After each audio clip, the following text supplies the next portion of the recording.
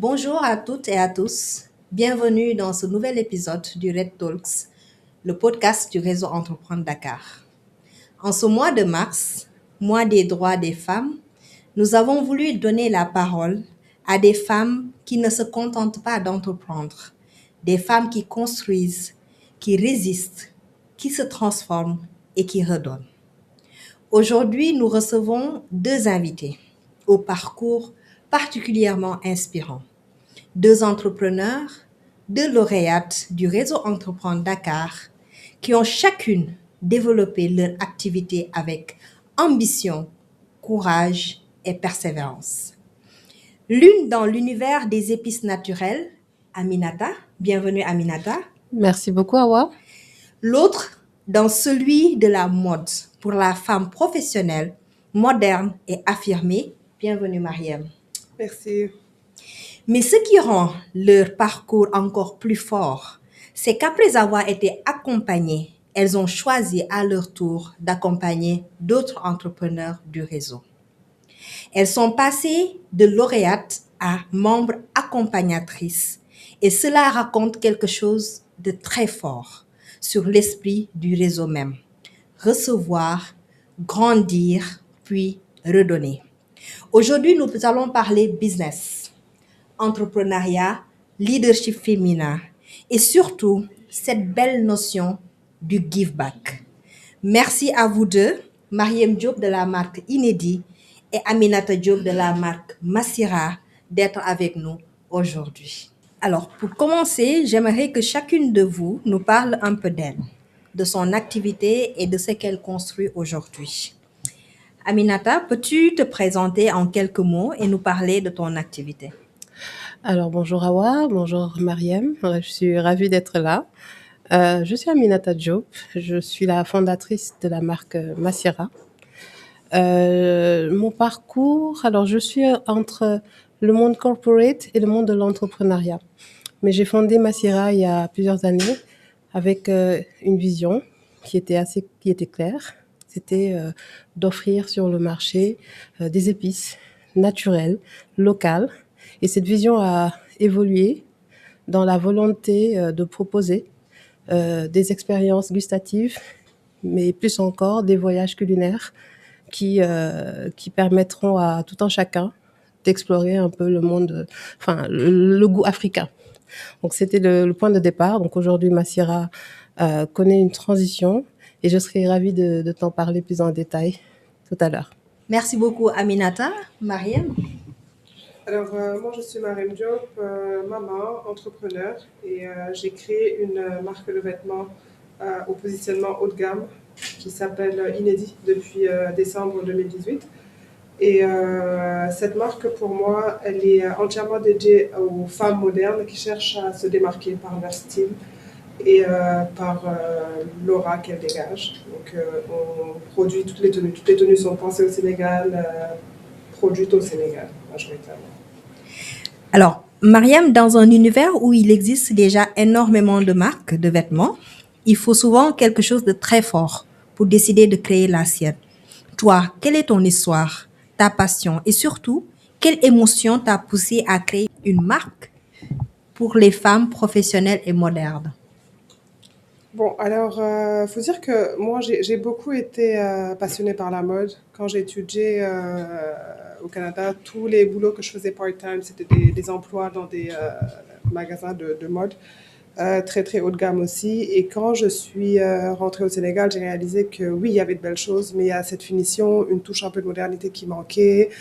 Il nous manquait aussi des vêtements corporate, donc c'était ce besoin de combler ce manque. Et puis la demande a été là. On cherchait à s'habiller très très bien, on voulait aussi du style européen, parfois on voulait quelque chose qui se transcende, mais on n'avait pas ce qu'il fallait. Donc il arrivait beaucoup que les femmes voyagent pour s'acheter des vêtements, et puis je me suis dit non, le savoir-faire il est là. On a beaucoup de talent au Sénégal, donc autant l'exploiter. Donc c'est parti de ça. Et moi j'ai eu cette vision qu'il fallait que je crée une marque qui fera parler et qui résonne aux femmes modernes en fait d'Afrique et d'ailleurs. Et alhamdoulilah, c'est ce qu'on est en train de mettre en place. Merci beaucoup. Alors, ce qui est intéressant, c'est que derrière deux activités très différentes, il y a sûrement des réalités entrepreneuriales qui se rejoignent. C'est un constat chez RED et c'est pour cela que l'on accompagne des entrepreneurs de tous les secteurs.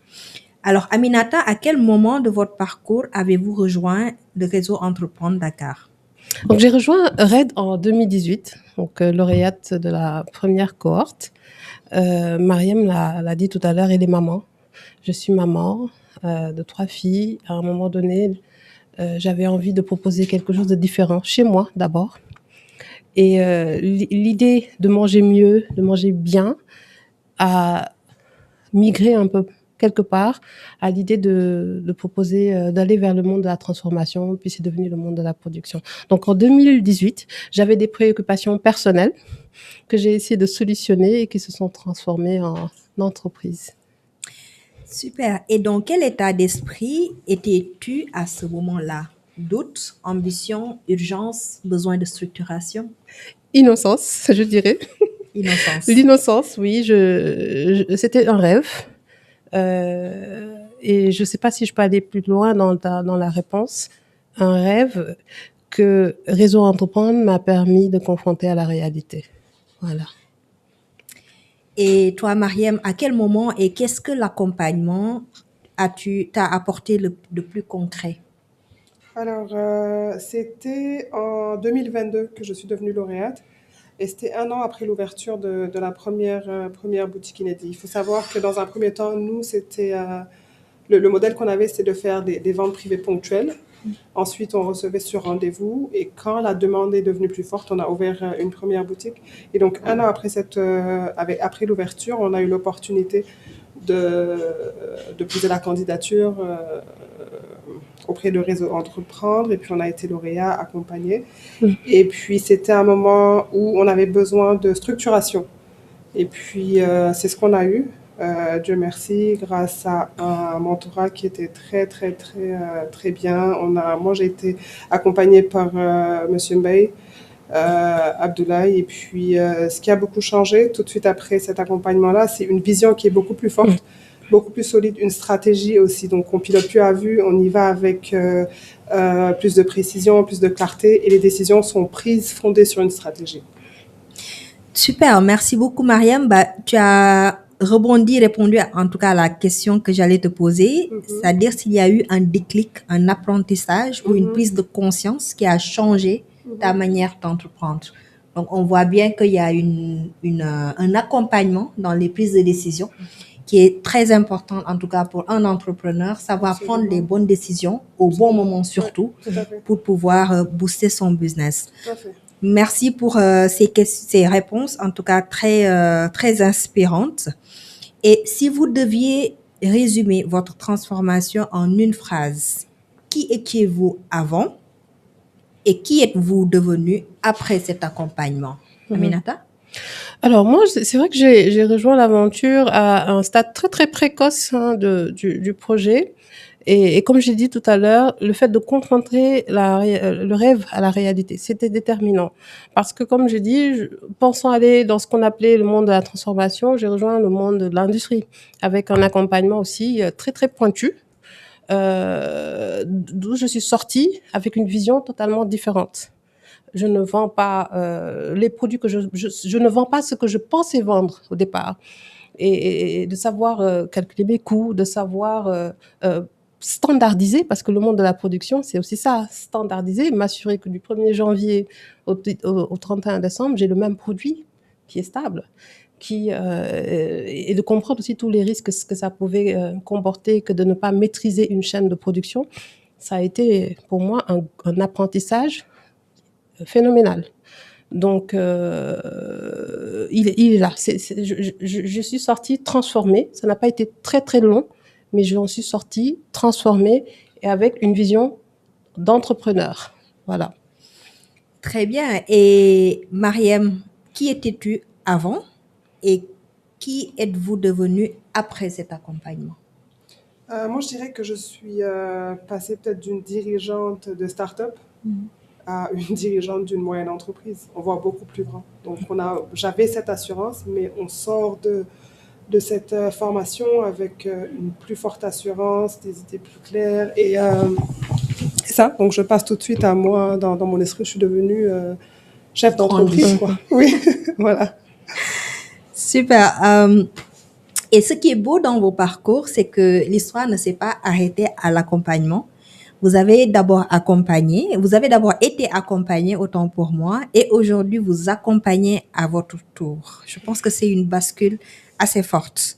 Et qu'est-ce qui vous a donné aujourd'hui l'envie de revenir dans le réseau comme membre accompagnatrice, Mariam? Pour moi, c'était une expérience très particulière, hein, à travers les personnes qu'on a rencontrées, tous les apprentissages qu'on fait, selon les spécialités, selon les compétences de chacun.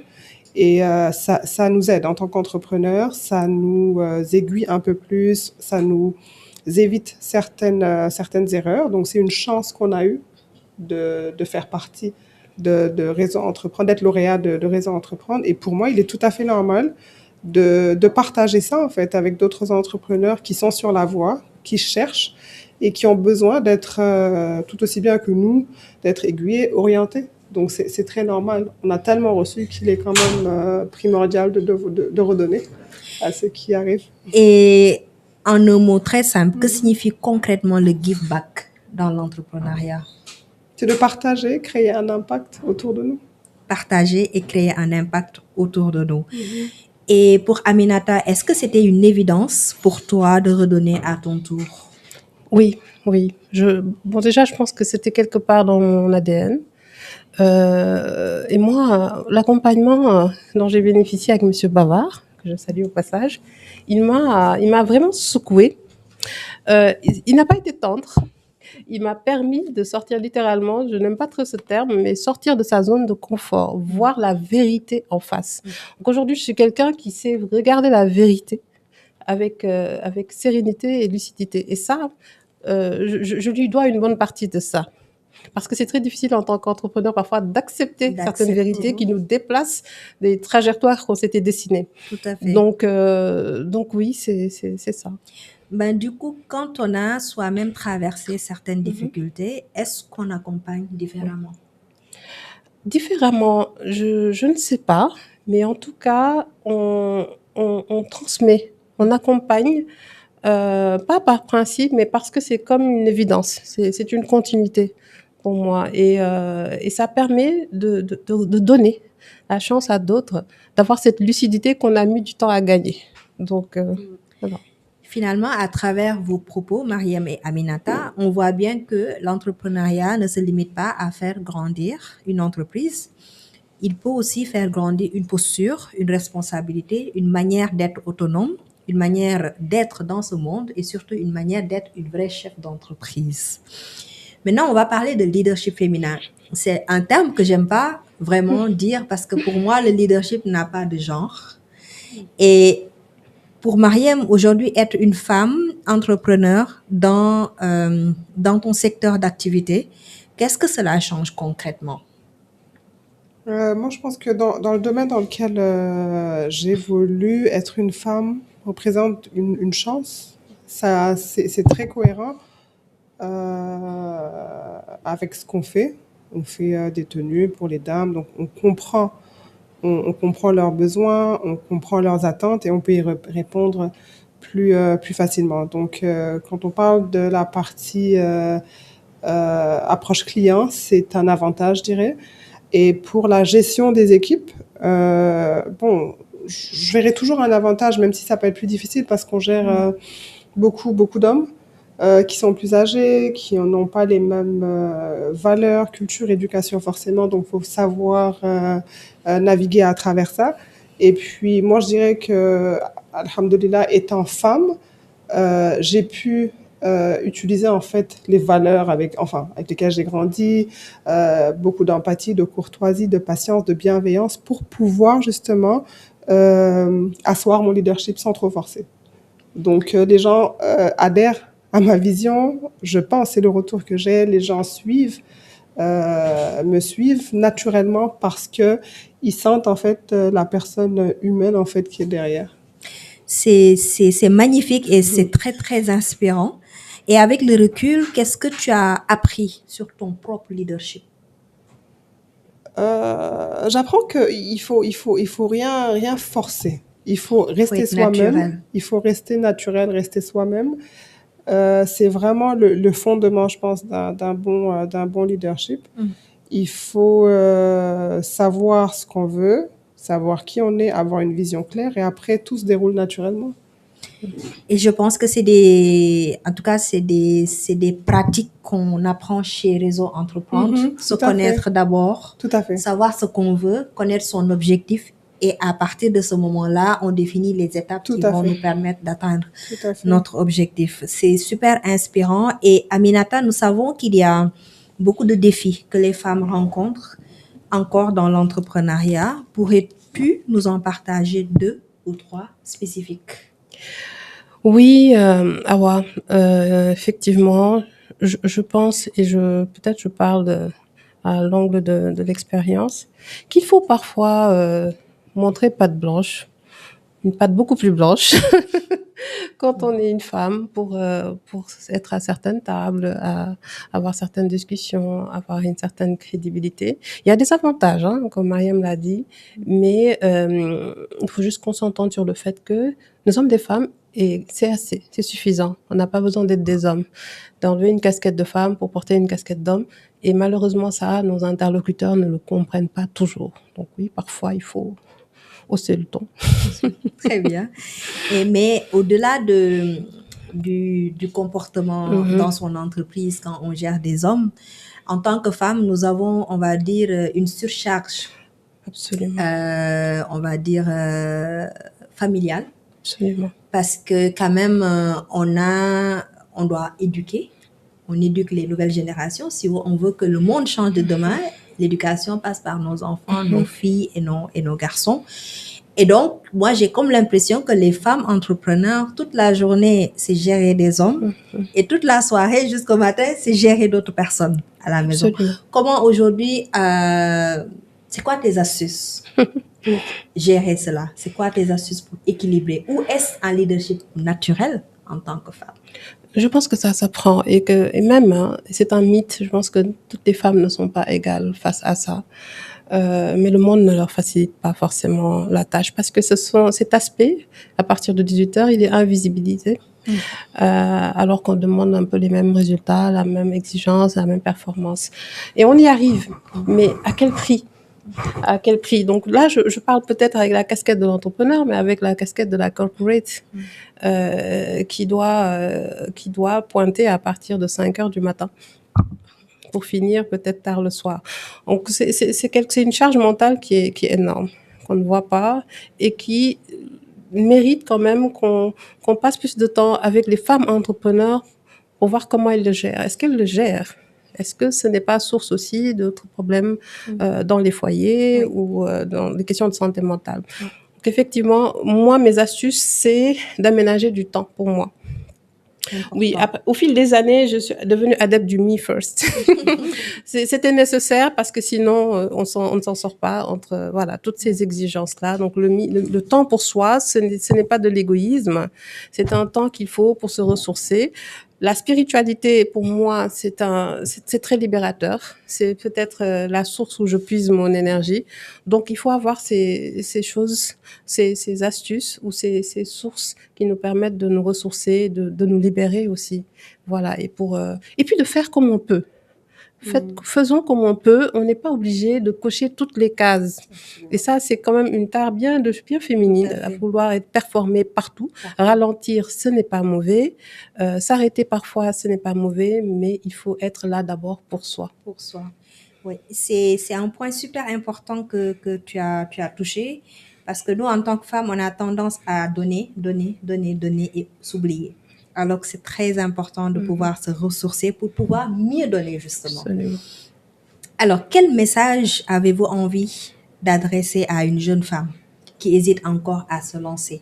Ou tout simplement à vous, avant, il y a 20 ans. La petite fille que vous étiez, quel message tu as envie aujourd'hui, Aminata et Mariam, de donner à cette petite fille il y a 20 ans? Je vais parler à mes filles parce que je n'ai que des filles. Bah oui. Et tous les jours, je prie pour être un bon modèle pour elles. J'ai envie de leur dire, ne laissez personne vous faire croire que vous ne pouvez pas, parce que vous pouvez. Et même à mes filles, à mes équipes, toujours, je leur dis, faites attention aux mots que vous portez sur vous. Faites attention à vos croyances. Croyez que vous pouvez, rêver grand, essayez tout ce que vous voulez. Vous pouvez. Le monde est à vous. Il n'y a pas à la fin, il n'y a pas de ligne d'arrivée où on a un score. Soyez heureuse en faisant ce que vous voulez faire, en croyant en vous-même et ne laissez personne vous faire croire le contraire. Mariam? Alors, j'ai bien aimé ce qu'elle a dit tout à l'heure, hein, ce que tu as évoqué par rapport à savoir faire ce qu'on peut. C'est très important de se dire ça. On ne peut pas tout réussir tout le temps, être perfectionniste tout le temps. Ça peut être épuisant. Donc, c'est un message sur lequel je rebondis parce que ça peut aider. Et j'insiste sur ça. Il faut donner le meilleur de soi, laisser entre les mains de Dieu, et tout va se passer comme ça doit se passer. Et aux enfants, aux jeunes entrepreneurs, aux filles, moi je leur dirais, comme ma mère l'a toujours dit, et grâce à elle, moi je n'ai jamais eu peur en fait de me lancer, j'ai jamais douté de moi, c'est que tu peux y arriver. Ouais. C'est juste ça en fait, tu peux y arriver, il faut se donner les moyens, croire en soi. Ne pas laisser les autres définir qui on est, savoir qui on est, savoir ce qu'on veut et croire fermement en fait, c'est ça, vraiment fermement, sans aucun doute, qu'on peut arriver en se donnant les moyens. J'ai une citation que j'ai l'habitude de citer, quand on veut, on peut, tout simplement. Tout à fait. Il suffit de vouloir et Dieu va nous accompagner dans tous les cas pour y arriver. Merci en tout cas pour ces messages. J'espère que toutes les jeunes filles qui nous écoutent ont bien pris note de tout cela. Alors, avant de conclure, on va terminer par une séquence un peu plus légère, mais toujours révélatrice. C'est une petite séquence très rapide et le principe, c'est vous choisissez, vous complétez ou vous réagissez sans trop réfléchir. L'idée, c'est de ne pas trop réfléchir. D'accord. Pour une fois, on ne réfléchit pas trop. On reste naturel et spontané. D'accord. Alors, c'est des choix impossibles. Aminata, croissance rapide ou paix intérieure, tu préfères? Paix intérieure. Paix intérieure. Ambition ou équilibre? Équilibre. Structuration ou créativité, Aminata? Structivité. Il faut des deux. Ça, c'est de la triche. Mariam, visibilité ou discrétion? Discrétion. Mais Mariam, discrétion, tu as la réponse. Tu as une marque, il faut quand même être visible. Je réponds quand même à qui je suis. Je n'aime pas être au devant de la scène. Aminata, mentorat ou financement? Mentorat. Mentorat? Pourquoi? Un financement sans mentorat peut ne pas porter ses fruits. Le mentorat porte toujours ses fruits. Mariam, vendre plus ou dormir plus?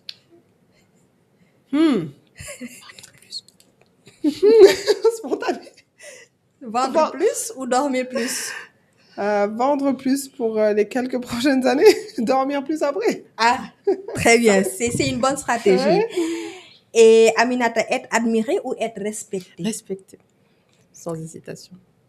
Mariam, solo entrepreneur ou équipe solide? Équipe solide. Ah, bien sûr. On n'hésite pas. Perfection ou passage à l'action, Aminata? Je suis balance, tu sais. Des fois, question il faut piège. être parfait. Oui, parfois il faut lâcher, parfois il faut passer. agir et parfois il faut quand même être minutieux. Très bien. Alors, j'ai quelques petites phrases que j'aimerais que vous complétiez très rapidement. Alors, pour Aminata, une femme leader, c'est quoi? Aminata? Une femme leader, c'est une femme alignée. Alignée. Donc, c'est le mot aligné. Oui. Excellent. Redonner, c'est quoi, Mariam?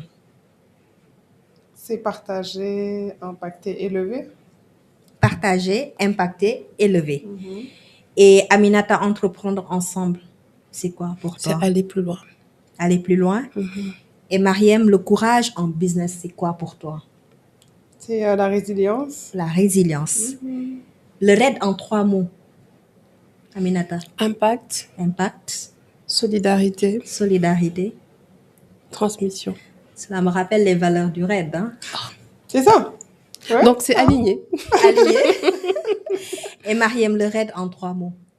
C'est famille, Famille, partage, partage, voir grand, croissance. Comment je pourrais mettre ça? élevation. Élévation, ouais, c'est ça, voilà. Excellent, bravo. Merci beaucoup à vous deux pour Merci votre à toi. sincérité, votre énergie et la richesse de vos partages.